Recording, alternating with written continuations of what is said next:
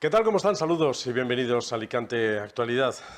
Dicen que después de la tormenta llega la calma. Ahora llega el momento de reflexionar, de pensar, de dialogar, de hablar mucho, de mantener reuniones lo más fructíferas posibles, de pensar en lo mejor para España, en lo mejor para la Comunidad Valenciana, para la provincia de Alicante y para cada una de las ciudades y municipios de nuestro país, en lo mejor para todos los españoles, los que fuimos a votar y los que no fueron también.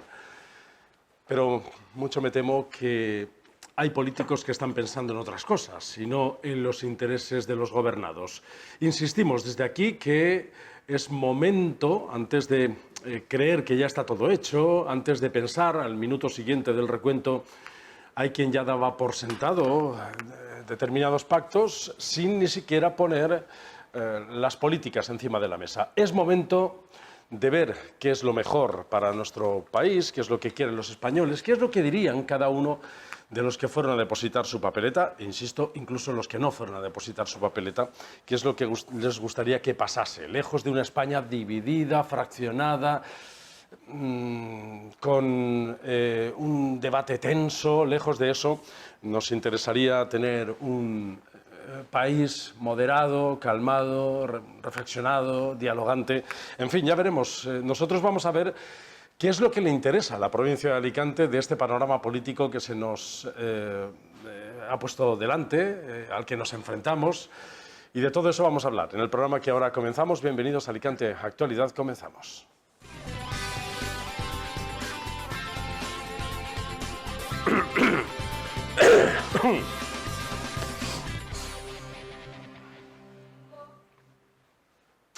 Hubo otros tiempos en los que la política se vivía de otra forma, lejos de esos debates en público con alusiones directas a las personas.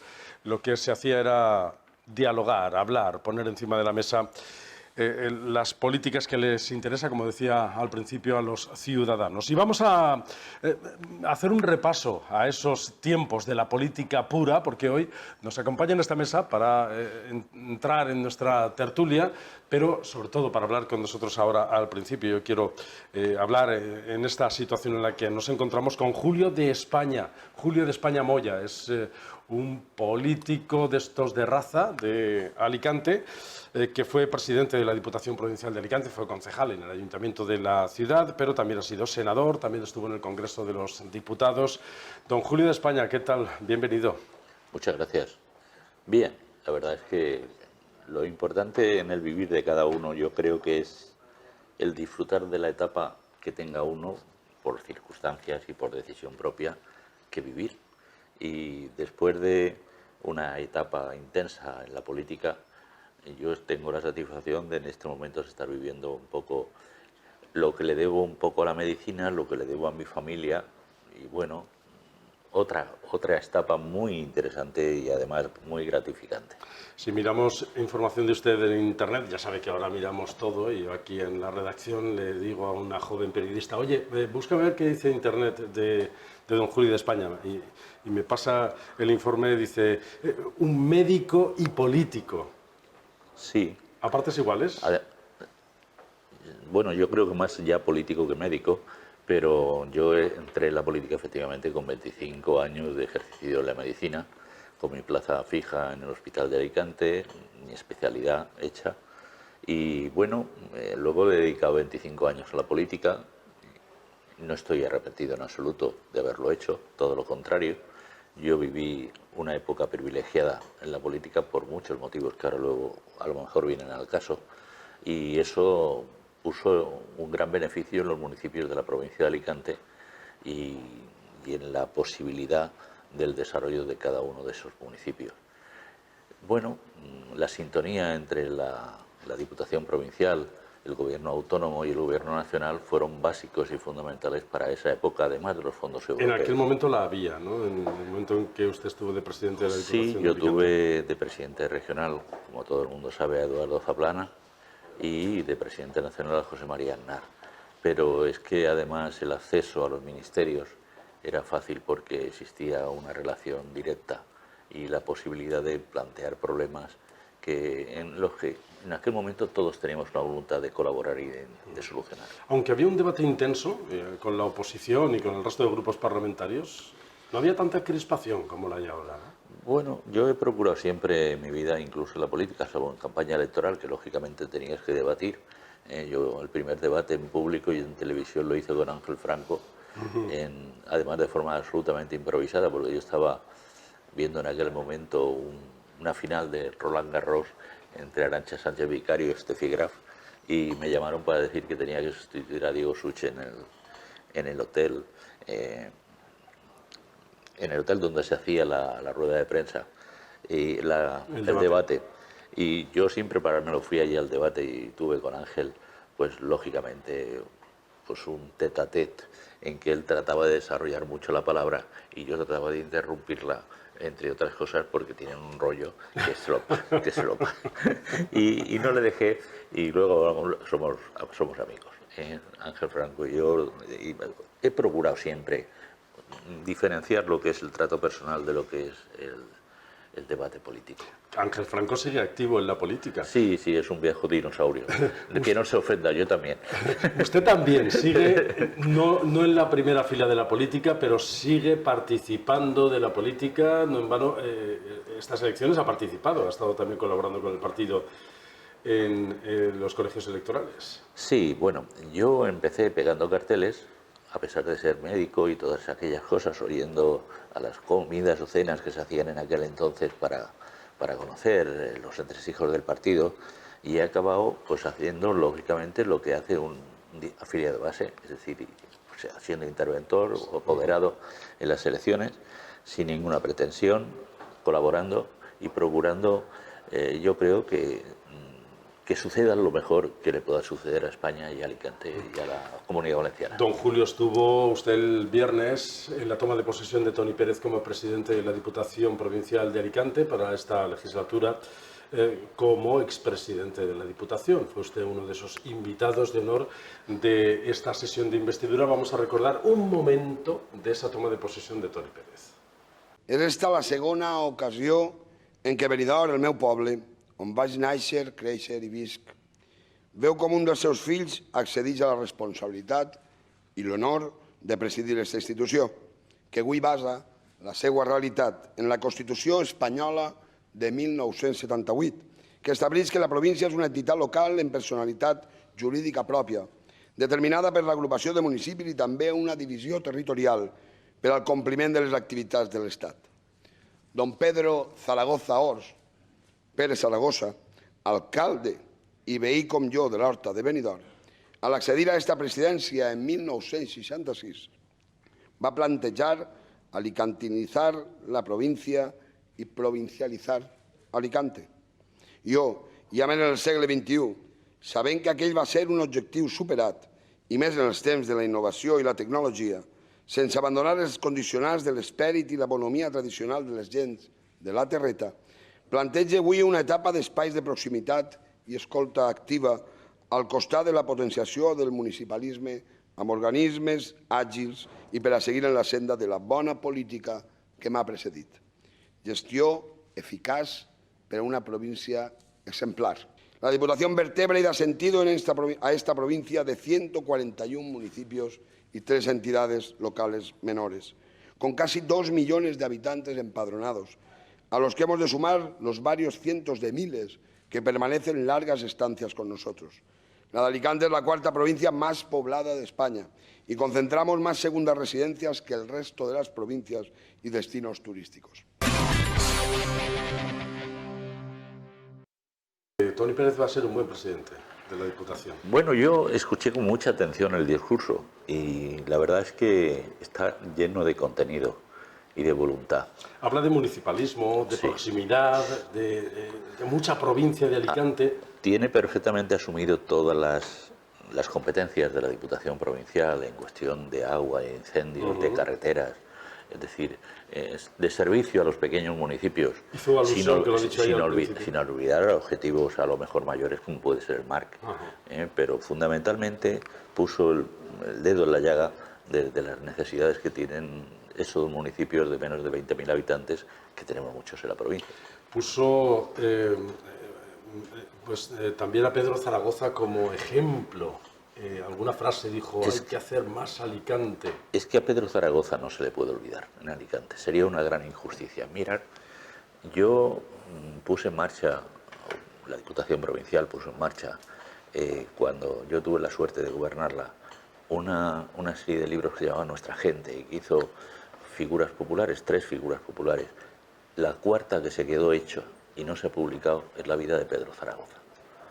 Y yo desde aquí hago una llamada a ese hombre con sensibilidad, además del alicantino de Benidorm, que la ponga y la abra al público y que conozca a ese personaje que posiblemente mi generación lo hemos conocido más, pero que los nuevos ciudadanos, los nuevos votantes, los nuevos jóvenes de la provincia posiblemente ignoran. ¿Qué tiene que tener en cuenta Toni Pérez? ¿Qué es la Diputación de Alicante? ¿Cuál es el papel de la Diputación? ¿Cómo debe ser una Diputación de Alicante estos próximos años? Yo creo que la Diputación debe ser una Diputación fundamentalmente abierta a los municipios, con una comunicación directa entre alcalde y presidente o alcalde y diputados, que en cada área existe una necesidad diferente para cada municipio y que es importantísimo que unos y otros diputados, presidente y alcaldes se conozcan y sintonicen. Y saber que cada legislatura tiene 4 años y que se puede programar para un año, pero se puede programar para 4 y dejar satisfecho a todo el mundo. Ha sido una Diputación de Alicante muy reivindicativa con la etapa de Carlos Mazón. Ha significado también un muro de contención para la defensa de los intereses de la provincia de Alicante frente a esos intentos de invadir competencias de la Generalitat Valenciana. Claro, divide y vencerás. Y esa es la gran pretensión de algunos que pretenden poner la comarca por encima de la provincia, de una manera que haga desaparecer prácticamente la realidad provincial y exista una sintonía o afinidad mayor con el hipotético gobierno autonómico de diferentes siglas. Yo creo que es una gran equivocación. Aquí debemos de trabajar todos a una y, lógicamente, acercar la administración al ciudadano lo más posible, pero con recursos.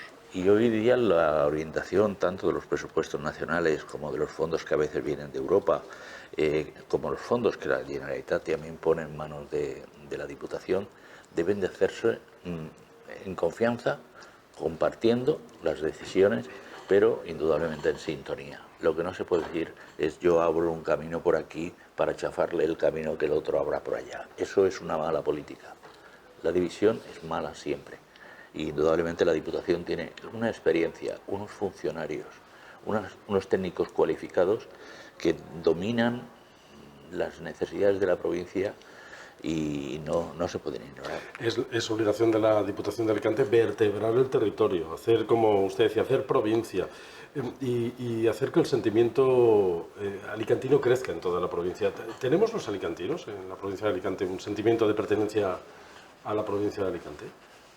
Bueno, Alicante tradicionalmente tiene un norte y un sur, muchas veces facilitado por las formas de hacer política de unos y de otros.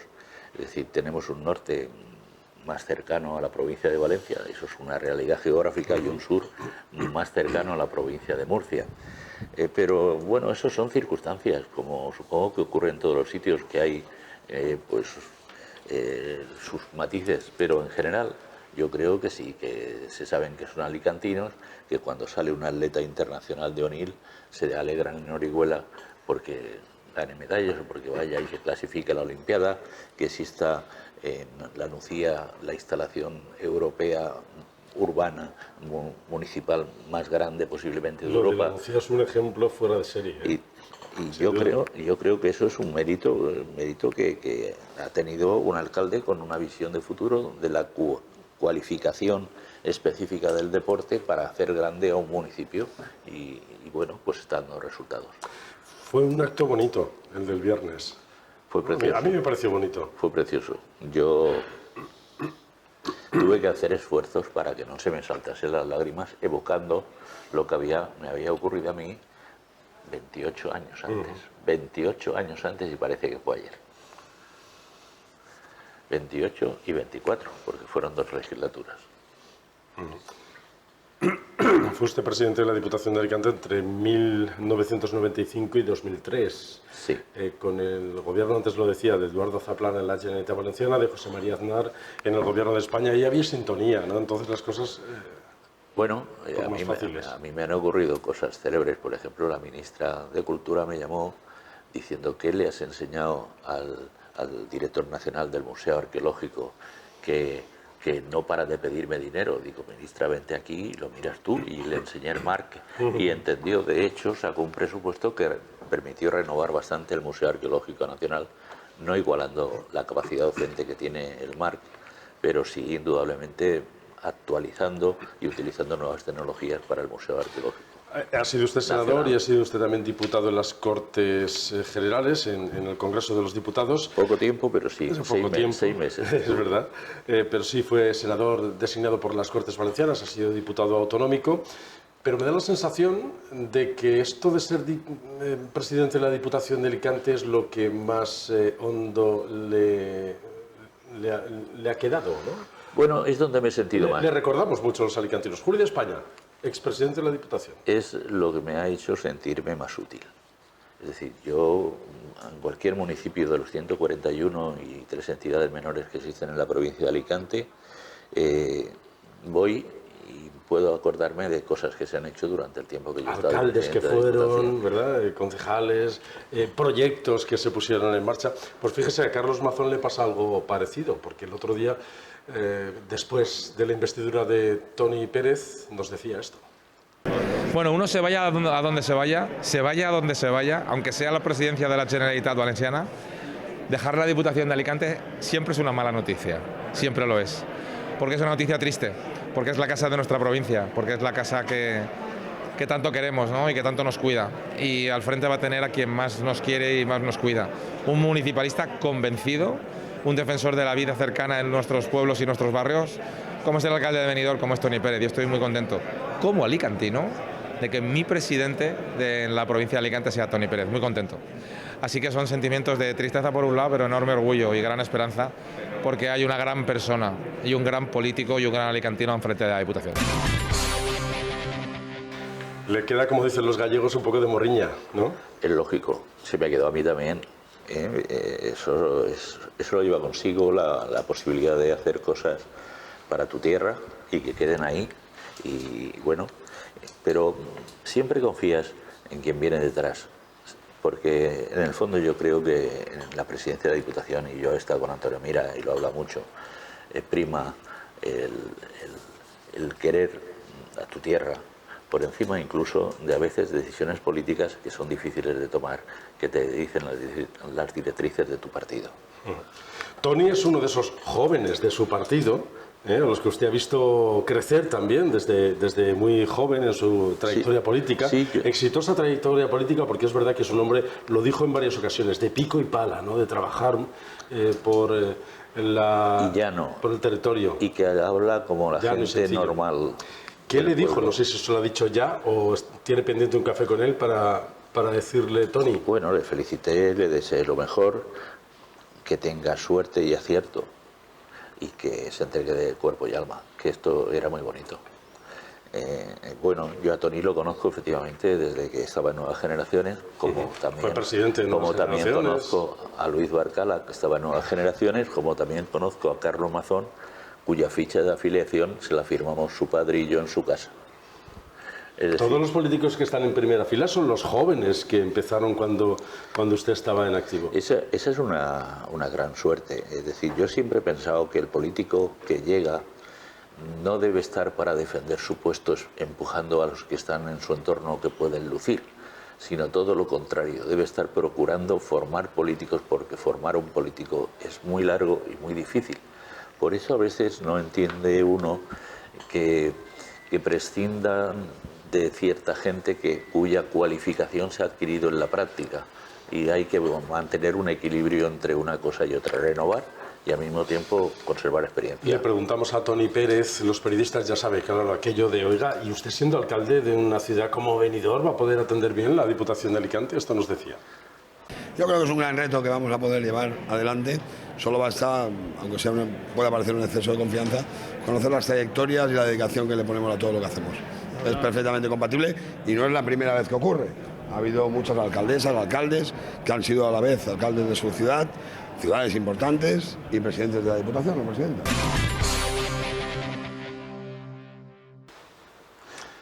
Sí que va a poder, ¿no? Sí, vamos a ver, indudablemente Benidorm es un municipio importante. Lo que pasa es que Toni lleva años ya en la alcaldía y tiene un equipo al lado importante, cuya gente está ya labrada y con experiencia. Y se puede, digamos, es el director de orquesta y se puede confiar y se puede confiar en esa gente porque lleva mucho tiempo con él, y eso le permite indudablemente dedicar gran parte del tiempo a la provincia, a todos los problemas del territorio, y al mismo tiempo pues mantener un contacto con la gente de Benidorm. Mire, lo hablábamos antes de empezar la entrevista. Es verdad que en este momento y durante la entrevista, en este momento en el que la política ha alcanzado esos grados de crispación tan fuertes, se agradece que la oposición tienda la mano. A mí me gustó el discurso que hizo Vicente Arqués. Vamos a escuchar ese final de discurso. Los retos a los que se enfrenta este mandato la Diputación son abordar el reto demográfico, potenciar la gestión de los fondos europeos, agilizar la ejecución de los planes provinciales, mejorar la gestión de los recursos hídricos y defender nuestra cultura, tradiciones y lengua. Y finalizo felicitando ya al casi presidente de la Diputación, vaig a tutejar-te, Toni, donarte la enhorabona, desitjarte sort y encert, porque tus aciertos serán los aciertos de la provincia de Alicante. Muchas gracias y buenos días.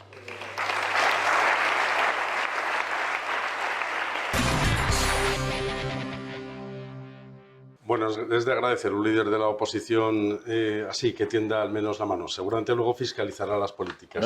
Pero es un buen comienzo. El discurso fue lleno de sensatez y elegante. Y además, bueno, marcó líneas que son comunes.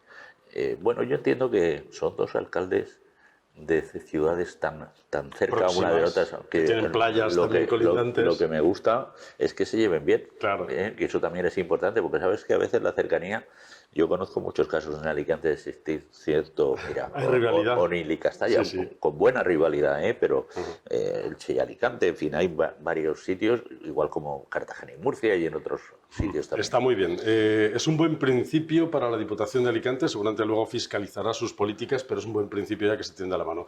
Don Julio, vamos a abrir la mesa. Tenemos aquí algunos invitados porque queremos ahora continuar hablando de las políticas y del momento en el que nos encontramos. Voy a saludar a Rafa Rodríguez. ¿Qué tal? ¿Cómo está, Rafa? Pues muy buenas, aquí estamos un día más. Yo creo que tratando de poner, o no sé si, ya veremos, si mucha luz o mucha leña. Ya veremos. ¿Alguna pregunta te ha quedado pendiente para don Julio? Pues yo una pregunta, decirle que por qué siempre tuvo la oportunidad de rodearse de gente que no le importara estar bajo sus órdenes. Bueno, bien, los cuadros en política siempre se hacen de una forma mixta. Indudablemente el protagonista o el presidente tiene la posibilidad de nombrar unos cuantos y otros cuantos te vienen dado la distribución política del partido. En ese sentido yo tuve suerte. He tenido suerte. He encontrado, por ejemplo, de esa parte del partido a gente como Pepe Peñataro o Pepe Ferrando, que eran monstruos políticos de sabiduría y de templanza y de caballerosidad, gente querida y que se trabajaba para el pueblo. Y bueno, he tenido la suerte de que por mi forma de hacer sociedad anteriormente, tenía amistad con una serie de gente que luego, por ejemplo, me ha garantizado el que no me equivocase económicamente, que yo era una persona que no tenía precisamente formación dentro de ese territorio, y tanto mi jefe de gabinete primero, Paco Sirven, como Pepe Trigueros han servido para llevar la economía de la provincia con garantías y con respeto de todos. En fin, luego Pablo Miró, que fue un funcionario sensacional que le quería a todo el mundo en la Diputación. Yo viví 8 años de felicidad completa, es verdad, de entrega absoluta desde la Diputación Provincial, y creo que que bueno, eso ha dado sus frutos y hoy pues parece que la gente lo recuerda. Es importante ser un buen gestor, pero una buena cualidad de un buen gestor es rodearse de los mejores. Indudablemente. Es la mejor cualidad de un político. Diego Menor, ¿qué tal? ¿Cómo estás? Encantado otra vez de estar en vuestra televisión. ¿Alguna cosita que te haya quedado? Yo sé que tenemos con Julio de España una entrevista de 1 hora, 1 hora y media, si hace falta, pero alguna cosita. Con un tema que me ha dicho, me acabo de enterar del tema del libro de Pedro Zaragoza. Y una persona, don Pedro Zaragoza, que no se le reconoció en vida. El inventor del turismo, ¿no? No se le reconoció en vida porque lo tuvieron en el ostracismo por haber trabajado, evidentemente, en una época de dictadura también. Después de tantos años, evidentemente, después de tantos compañeros de Julio pasar por la Diputación, menos mal que a lo mejor llega Toni, que es de Benidorm, y le hace su libro, porque después de tantos años que no se haya editado lo que tú hiciste, me parece un mal recuerdo de don Pedro Zaragoza. Seguramente es el momento ya de ponerlo en valor también. Que tanta gente menta y nadie conoció. Correcto. Bueno, yo tuve la suerte de estar con él en su casa, en Benidorm, en la bodega que tenía una bodega donde llevaba a sus amigos e invitados. Y bueno, tuve la suerte de poderlo conocer, porque él verdaderamente era un personaje. ¿Eso de que se fue en Vespa a Madrid es verdad? Bueno, eso dicen. A pedirle eso dicen. A Franco que dejase que se bañasen en bikini en la playa. Es cierto, Sí, y al de la Vespa lo conozco. Y al de la Vespa lo conozco yo. Sí. Y al de la Vespa que Bueno, con él de lo conozco hecho, yo. se consiguió. Es cierto. Tenía una capacidad de inducción importante. Y aquí Tenía es- una personalidad impresionante. Aquí está Ignacio Martínez, director de OK Diario en la Comunidad Valenciana. ¿Cómo estás, Ignacio? Muy bien, muchas gracias. Encantado de estar aquí. Qué interesante es hablar siempre con Julio de España. Sí, siempre. Yo estaba escuchándole hablar cuando estaba comentando sobre el MARC, que lo hizo él, y supongo que ahora te estará muy contento de ver exposiciones como la que hay ahora de los guerreros de Xi'an, ¿no? Que es para lo que se hizo el MARC realmente, ¿no? La verdad es que el MARC fue una serie de circunstancias concatenadas verdaderamente asombrosas. Es decir, mi abuelo, mi padre y yo hemos sido médicos en ese hospital. Yo siempre, cuando terminé la carrera en el año 71 y iba de asistente voluntario con Federico Manero a la sala 1 y a la sala 8, donde estaban las mujeres y los hombres, entonces estaban separados, veía que la evolución de la sanidad tendía a la privaticidad y aquellos hospitales de salas grandes con 25 camas tendían a desaparecer. Siempre pensé, qué gran museo podía ser este hospital. Y curiosamente, fijaros lo que son las cosas. 25 años después me encuentro con que soy presidente de la Diputación Provincial y puedo a lo mejor llevar el proyecto que tenía en mente, pero me encuentro que han permutado el Hospital Provincial por el edificio de sanidad de la Plaza de España. Y digo, ¿pero cómo es esto? No, que se ha permutado. Entonces, pero si el edificio de sanidad sigue teniéndolo la consellería. Y entonces me fui a Valencia, hablé con Eduardo. Eduardo no solo me dio la autorización, aunque habían ya construido un ambulatorio en la parte de atrás, donde estaba anteriormente el pabellón de infecciosos, y me dio 250 millones de pesetas para que hiciera el museo. O sea, no solo me despermutó el local, sino que y de ahí sale el MARC. Luego nos hemos encontrado con mucha suerte, es decir, hemos tenido un museólogo checoslovaco, Boris Mika, que es un fenómeno con el que yo discutí mucho en muchas ocasiones porque debatíamos, pero bueno, que supo tirar adelante un proyecto y luego se ilusionó todo el mundo. Hoy estará muy orgulloso porque el MARC es el foco de atención ahora mismo de toda Europa y de parte del mundo, con esa exposición tan espectacular que hay de los guerreros de Xi'an, que está haciendo que Alicante se ponga en el mapa del mundo entero. Así que estará todos los presidentes de Diputación que ha habido después que yo han hecho cosas importantes. Acordaros de que Joaquín Ripoll trajo el discóbalo de Mirón, es decir, Luisa Pastor indudablemente arregló a gestionar económicamente el MARC. Es decir, todos han hecho cosas importantes y bueno, pues eso quiere decir que fue una buena idea en aquel momento. Eso además lo ha aceptado todo el mundo, hasta la oposición y todos los sectores críticos alicantinos. Y yo me siento orgulloso de haber podido poner ese granito de arena. En los próximos minutos quiero hablar de la situación política en la que nos encontramos, de los resultados electorales que hemos tenido en el 23 de julio, de cómo está la cosa. Echa un vistazo a OK Diario y hay un titular que ha escrito Ignacio Martínez, que nos dice que Adif está investigando qué pasó en el tren Valencia-Madrid, que fíjate qué casualidad, ¿no? Que se estropease ese día. ¿Qué ha pasado? Sí, y en el tren Madrid-Valencia. Yo esta mañana estaba continuando trabajando sobre ese tema.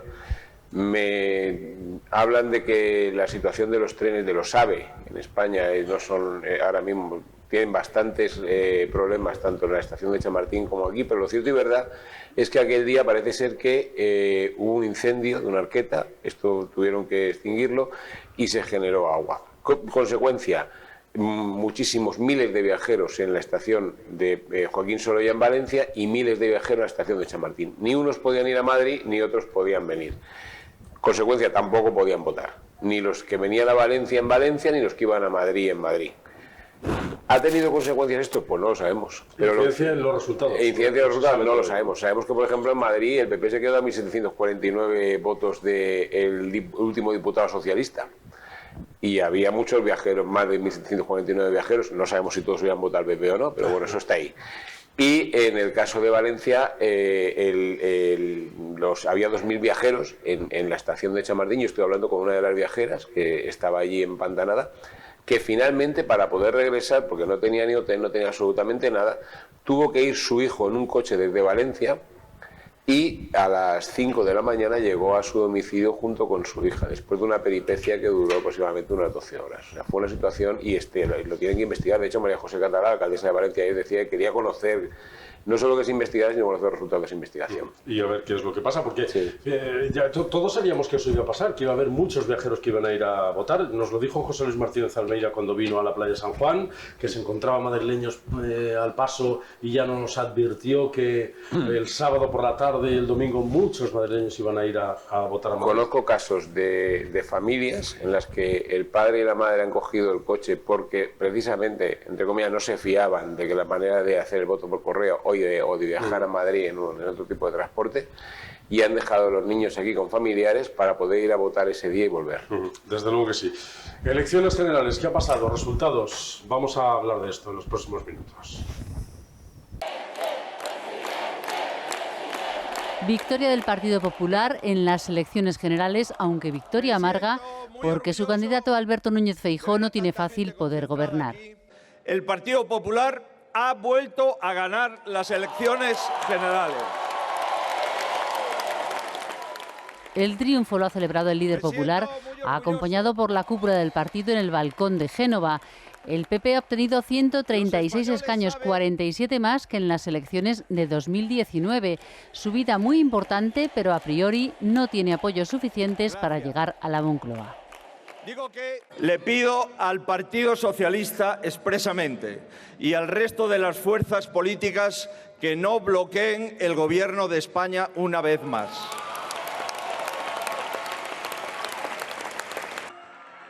Fiesta en Ferraz, a pesar de que el PSOE no ha ganado las elecciones.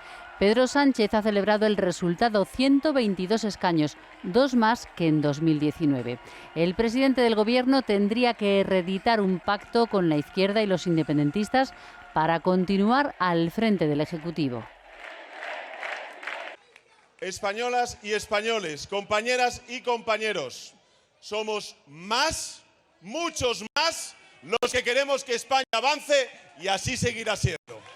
Buenas noches. Vox, tercera fuerza, 33 escaños ha obtenido Santiago Abascal. Son 19 menos que en los anteriores comicios. Y que estamos absolutamente preparados tanto para hacer oposición como para una repetición electoral. Yolanda Díaz, al frente de Sumar, ha conseguido 31 escaños, 4 menos que los que tenía la marca Unidas Podemos. Desde mañana mismo me pongo a dialogar con todas las fuerzas y formaciones progresistas y demócratas de nuestro país para, sí, garantizar el gobierno en España. Desde mañana mismo me pongo a ello. El resultado no aclara qué mayoría podría apoyar a un gobierno. Esquerra Republicana y Junts per Catalunya tienen 7 diputados cada uno, Bildu 6. El PNV podría ser clave con sus 5 diputados. En el Senado, el resultado ha sido una victoria indiscutible del Partido Popular. Mayoría absoluta, 115 senadores del PP de los 208 que se elegían este 23 de julio. Análisis, ¿qué le parece, don Julio, estos resultados y cómo ha quedado la cosa? Bueno, lo ha dicho Feijóo, agridulce. Efectivamente se han ganado las elecciones, se han aumentado 47 escaños, pero es una insuficiencia para poder gobernar sin condicionar el gobierno a otros grupos. Que bien, hay grupos que no plantean en sus planteamientos diferencias notables, pero hay otros que verdaderamente es muy difícil. Es muy difícil porque además se juntan intereses encontrados, es decir, las elecciones vascas van a ser dentro de un año, indudablemente el juego que han hecho hasta ahora dentro del PNV les ha salido muy mal, se los están comiendo. Puede ser que eso dé lugar a cambios de planteamientos, lo que pasa es que las manifestaciones de cogobernar con Vox prácticamente lo hace muy difícil, aunque en política, mirad lo que ocurrió con el presidente anterior, que no iba a poder dormir y luego, fíjate si ha dormido. Quiero decir que en política pueden ocurrir muchas cosas, pero lo cierto es que si miras el panorama, aunque no lógicamente equiparable con matices, estamos en las mismas. Estamos en las mismas que hace 4 años. Ignacio, ¿cuál es tu análisis de esta situación? A ver, yo creo que lógicamente me pegan las elecciones, por lo tanto Feijóo tiene que intentar gobernar, porque ser ganador le corresponde por orden ese derecho. Es un tema muy complicado porque tiene que haber varios pactos, un pacto con Unión del Pueblo Navarro, con Coalición Canaria y con Partido Nacionalista Vasco, y aparte está Vox.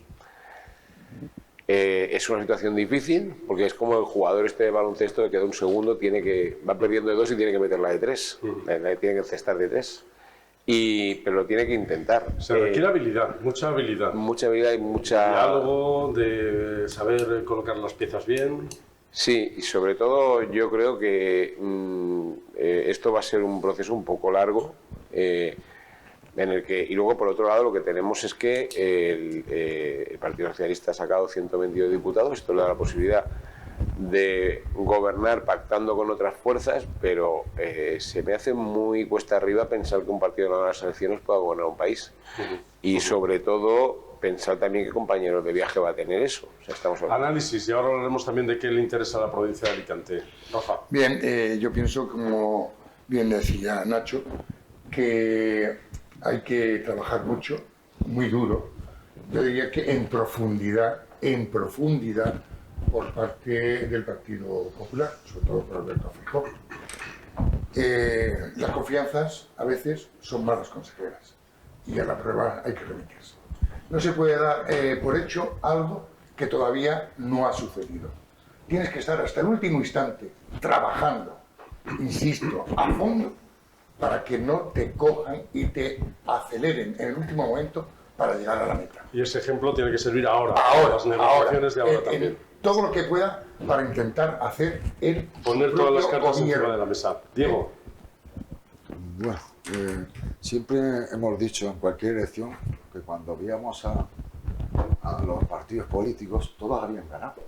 Pero en estas elecciones ha sido surrealista y perpético. Es que realmente habían 2 ganadores. Es que veías la televisión y te quedabas un poco extrañado, en shock, de decir, bueno, es que han ganado los 2. Y después de ganar, hay un partido que es el que ha ganado realmente, que sigue pensando en encajar esa victoria, cómo encajar esa victoria, porque realmente es así. Entonces, bueno, la situación, yo como decía Machado, ya has dicho tú anterior, menos crispación, hay 2 bloques, pero como decía Machado, en España, de cada 10 cabezas, 9 visten, las 2 y una Españas. piensa. Entonces, más pensamiento, menos crispación, más diálogo, más sentido de Estado, ¿correcto? Y veremos a ver si al final, evidentemente, pues cualquiera de los 2 conforman gobierno, o al final vamos a una segunda vuelta, que no sé si será la solución de una segunda vuelta, porque realmente la situación por ambos bloques estamos en ese momento, de las 2 Españas de Machado, a ver cuál de ellas nos llega. Por eso, mira, el Machado decía las 2 Españas. Vamos a ver, yo creo que si lo tiene difícil Feijóo Sánchez no lo tiene mejor. Tener en cuenta que esto ya le han puesto encima de la mesa amnistía, independencia... Por eso iba a decir, no se trata solo de un gobierno Frankenstein. Se trata de un gobierno Frankenstein con Aníbal Lecter. Sí, sí. Es que ahí se nos junta una... No sé hasta dónde... A Sánchez se le ha dicho que tiene un ego muy desarrollado, que es capaz de todo con tal de conservar la presidencia del gobierno, pero yo creo que en el fondo tiene que hacer un espíritu de presidente, de español, y no puede entregar su alma al diablo. Hay muchas películas que han sucedido en diferentes empleos. Esta semana nosotros estábamos... Al diablo, pero es que yo creo que no puede ser. Estas semanas atrás estábamos hablando aquí en esta mesa también de qué le interesa a Alicante que pase, porque nosotros es verdad que en los últimos años hemos estado a la cola de las inversiones con el gobierno de España. No, el último puesto. La suerte que ha tenido Alicante con Sánchez ya sabemos cuál es. 2 años seguidos, último... Tenemos un listado así, del Estado. seguramente... Reforma de la financiación autonómica no ha habido. O sea, el Tajo Segura, que os voy a contar. Por lo tanto, esa suerte ya sabemos cuál es. En la última provincia en inversiones, y después tenemos una lista así de reivindicaciones que viene de décadas atrás, pero es verdad que todavía no se han hecho. La conexión con el aeropuerto, Corredor Mediterráneo, el corredor mediterráneo, la conexión con el aeropuerto por el tren, las carreteras de la provincia, es decir, un montón de infraestructuras. Larga vista, sí. Yo pienso que es que Alicante tiene una sociedad que se parece un poco a la italiana, que esté el gobierno que esté, tira para adelante. Y económicamente, claro, tenemos el gran... primero, el carácter del alicantino, que para unas cosas es muy bueno, aunque para algunas tenga sus defectos. Y yo creo que es emprendedor. Y además tenemos el turismo. Y además se está desarrollando un tejido industrial importante con polígonos que están haciendo crecer la economía en ese sentido. Y Alicante, la verdad es que, aunque no se hagan inversiones como no están haciendo desde el gobierno, sobre todo cuando es la 4ª provincia de España, y además me parece que es la 5ª ciudad también, es decir, y Elche está ahí, que tampoco anda muy lejos, es decir, y sin embargo la atención por el Estado ha sido mínima. Y tenemos una lista que ya se nos está encangrenando ahí. Si antes con el gobierno anterior en la Generalitat teníamos dificultades, siendo del mismo partido, pues no quiero ni imaginar qué podrá ocurrir ahora cuando es de distinto signo el gobierno de la Generalitat. Si saliese como presidente nacional Pedro Sánchez. Diego, muchos en el sector empresarial especialmente daban por hecho que Feijóo iba a ser presidente del gobierno de España. Sí. Y ya habían puesto encima de la mesa... Y los mismos de Feijóo, que sabían evidentemente... Pero digo que ya muchos empresarios habían puesto encima de la mesa... Habían comprado antes de vender. Muchos empresarios habían puesto encima de la mesa ya el listado de reivindicaciones de infraestructuras que necesitamos en la provincia de Alicante. La situación que se ha provocado ahora genera una situación de incertidumbre que no es buena para la economía. Ya teníamos claro que esos presupuestos del año 2024 eran complicados variarlo, aunque realmente los movimientos empresariales habíamos ya generado ese movimiento de reversión de los agravios con la provincia de Alicante, más en los 2 años últimos, pero también en el tiempo, ¿correcto? Es decir, la financiación de la provincia de Alicante es de tiempo, pero mucho más en los 2 años. Entonces, ahí nos encontramos con esta situación de que no sabemos si va a haber gobierno, evidentemente, y no va a desarrollarnos presupuesto del año 24, por lo tanto damos el año 24 perdido para Alicante de infraestructura, por lo tanto nos confiamos ya con el año 25. Eso es, desgraciadamente, es una mala noticia para esta provincia de Alicante. Como dice Julio, evidentemente, aunque tenemos malas inversiones, pero seguimos creciendo. Alicante sigue siendo una provincia que sigue creciendo. Sigue creciendo por el campeón de los alicantinos, por el emprendedurismo de los alicantinos. Gracias a este emprendedor que tiene el alicantino, como lo ha dicho Julio. Y siempre que defendamos nuestras instituciones provinciales. Pero es verdad que las infraestructuras ya llega un momento que son obsoletas, es decir, esa carretera A31 que tenemos en dirección hacia Madrid... Eso no, de Madrid, eso es tercermundista. Es tercermundista esa carretera. Las infraestructuras ferroviarias, es impensable que, una estación de tren, un aeropuerto internacional como el de Alicante no esté conectado con... El aeropuerto, la circunvalación de Alicante. Es todo impensable. El mundo va por la circunvalación de Alicante sabe que son totalmente... ¿Y estas cosas por qué han pasado? Don Julio antes nos decía que ha estado usted interventor en Villafranqueza, en este 23J, y que ha habido ahí movimientos dignos de análisis. Sí, sí. Bueno, existe un referente que son unas municipales y unas autonómicas anteriores, y existen luego, a los 2 o 3 meses escasos, unas elecciones nacionales. Se produce un incremento de 10 puntos, en este barrio concretamente, de 10 puntos casi, sobre el porcentaje de voto de un censo, y exactamente de estable, participación. 2.563. Curiosamente, casi el 100%, el 93 o 96% de los votos se los llevan y se los reparten Vox y PSOE. Y Sumar y el PP escasamente un 2 o un 3%. De los que han votado más, de los que ha perdido Ciudadanos y de los que han perdido otros partidos. ¿Qué ha ocurrido de marzo a junio o de mayo para que esto ocurra? Hombre, yo estuve observando, porque a mí estas cosas me gustan, y estuve observando qué ocurría de la gente que iba a votar. Había mucha gente que venía con toda su familia junta, y normalmente había mucha gente que venía procedente de países de Iberoamérica y del Magreb, y votaban todos, más de Iberoamérica que del Magreb. Y bueno, no sé si eso justifica que no habían votado. Habría que estudiar los censos y ver que es que no habían votado en las municipales y ahora pero ahora sí. Bueno, yo creo que fundamentalmente el capítulo del miedo, la campaña electoral hacia Vox, ha tenido incidencia. Es un poco lo que decía Rafa antes, ¿no? Que no se debía haber dado por hecho nada a unos días de las elecciones porque movilizaron la máquina, pusieron en marcha la maquinaria. Es que hasta el rabo todo es todo. Y entonces tú no puedes decir, bueno, es que estoy dando en el argot taurino un pase de pecho, pero me quedo a la mitad y tengo que interrumpirlo porque me puede coger el toro, ¿no? Pues tengo que hacer algo para sacar adelante ese pase de pecho y volver a intentarlo para hacerlo mucho mejor, ¿no? Pues aquí más o menos ocurre lo mismo. Yo creo que mira, la confianza, insisto, es mala consejera. Y ha habido demasiada confianza en que todo estaba hecho. No. Sí, por un lado, eso, Rafa. Y por otro lado, yo creo que también es cierto que la gente que se ha ido a veranear y que ha hecho el voto por correo y que a lo mejor se ha relajado porque hacía mucho calor, estaba más cerca de nosotros que de y como muchos que han dejado de votar. Pero eso... bueno, yo no digo que muchos, pero algunos, yo creo que ha habido gente. Ahora, yo quiero introducir ¿qué ocurre si existe unas segundas elecciones? Pues no sabemos. ¿Qué va a ocurrir? Yo quería plantear eso. ¿Pensáis que puede pasar? ¿Es un escenario... Podría. ¿Pero es un escenario posible? Puede ser factible, sí.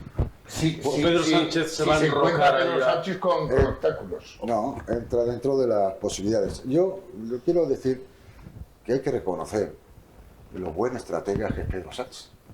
Un gran estratega, Pedro Sánchez, que ha reconocido que después de poner unas elecciones después de una derrota era conveniente para justamente lo que ha dicho, esos votos que iba a dar Barqueza no fueran para el particular que ya estaba movilizado.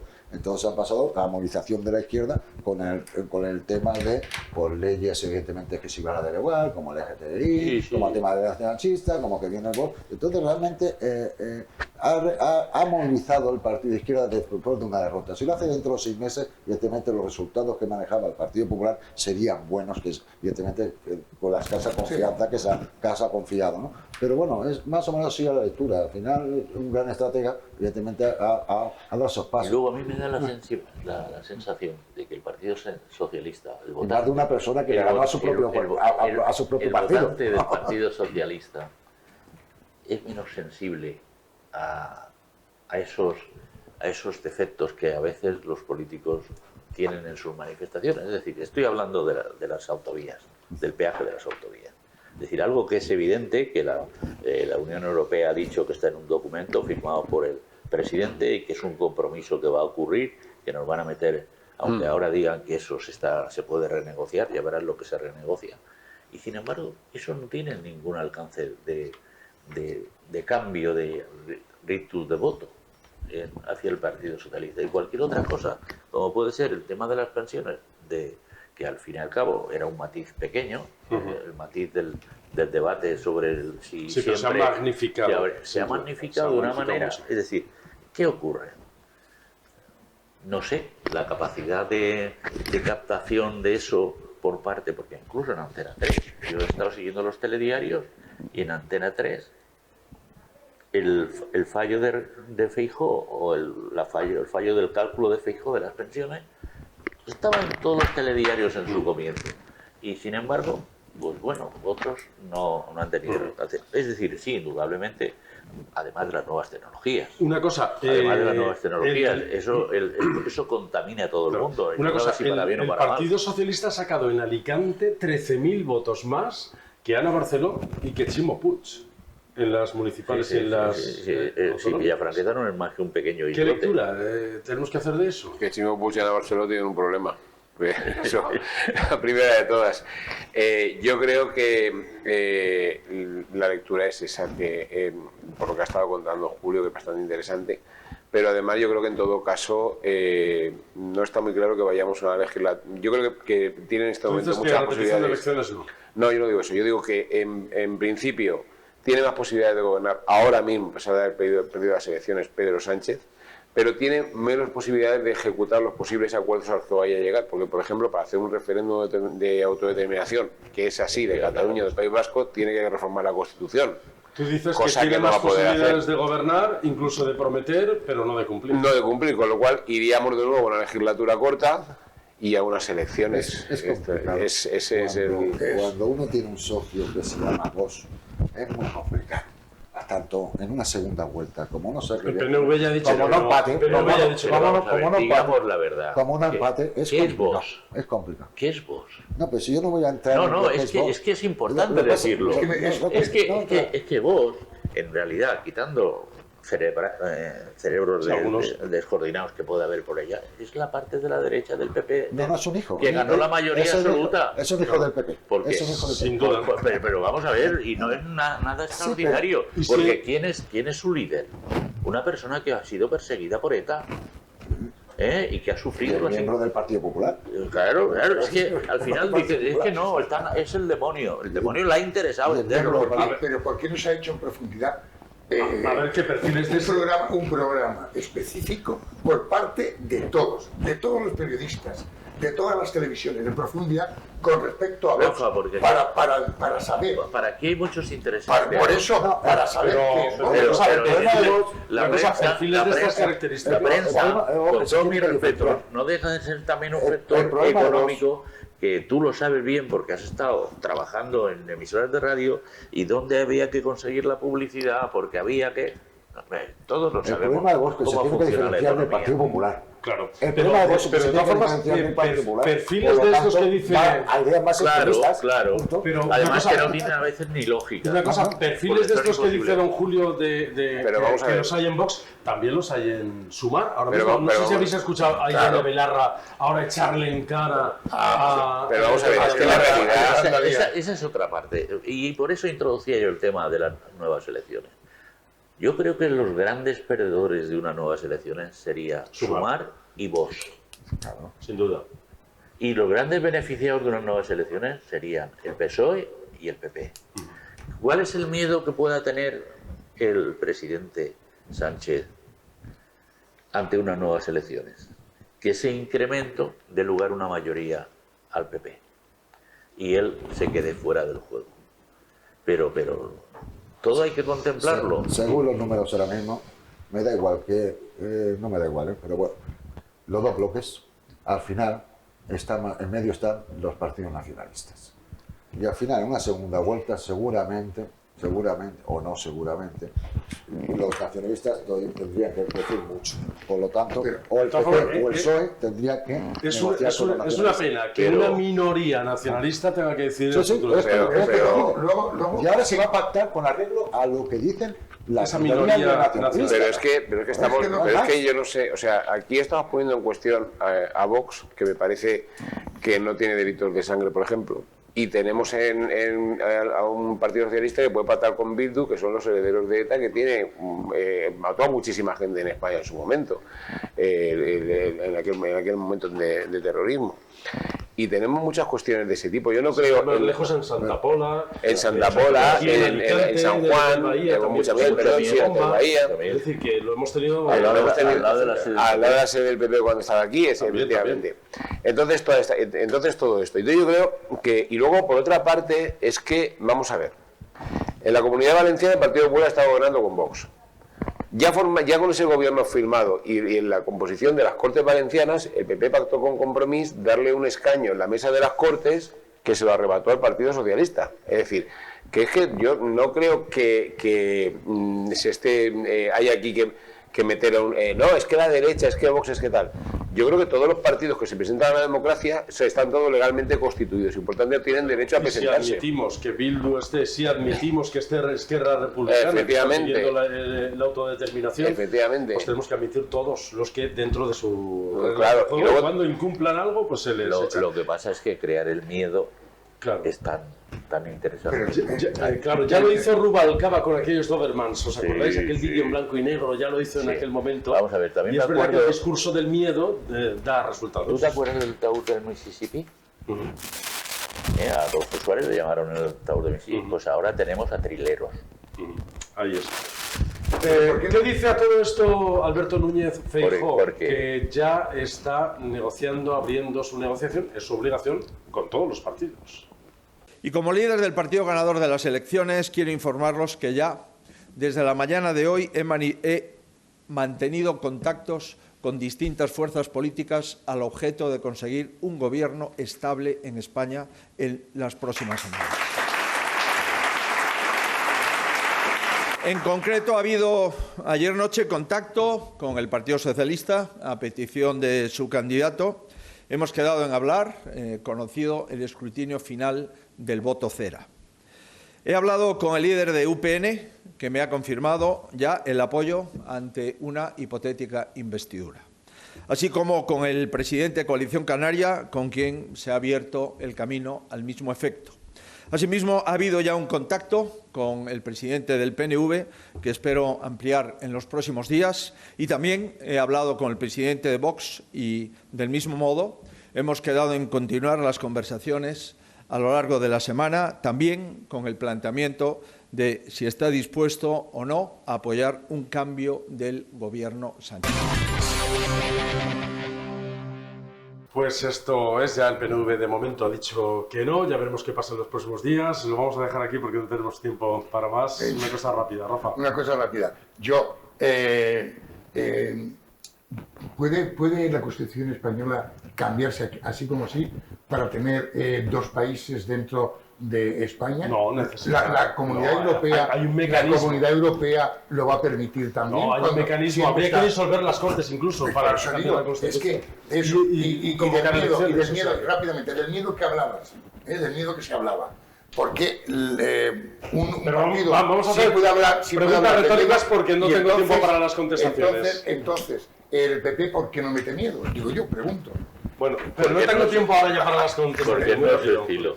Claro, es verdad que una reforma de la Constitución requiere de una mayoría amplia de la Cámara, disolver las Cortes, convocar elecciones, es decir, que es muy complicado. Sí, existe efectivamente una normativa de paso para debatir las leyes, que deben de pasar, lógicamente, por las cámaras.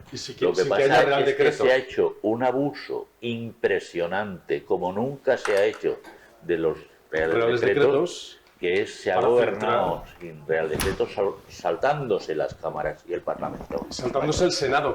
Esta legislatura sería muy fructífera si se sometiese a esa doble reflexión de las cámaras, del Congreso y del Senado. En el Senado ya sabemos que el Partido Popular tiene mayoría absoluta, por lo tanto se va a enriquecer nada más que para el debate. Gracias, Ignacio Martínez. Gracias, don Julio de España. Muchas gracias. Por haber estado con nosotros. Gracias, Diego Menor, y gracias, Rafa Rodríguez. A ustedes también, muchas gracias por su atención. Nos vemos en el próximo programa.